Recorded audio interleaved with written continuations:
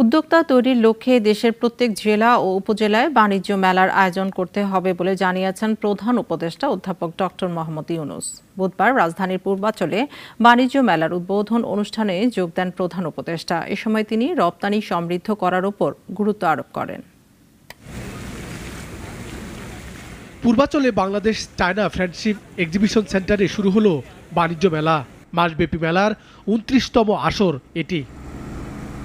মানুষই তো দেশগুলো তার কিছু। মেলার প্রথম দিনে আয়োজনে যোগ দেন প্রধান উপদেষ্টা।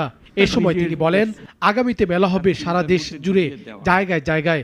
তরুণদের জন্য আমরা সুযোগ তৈরি করে দেব।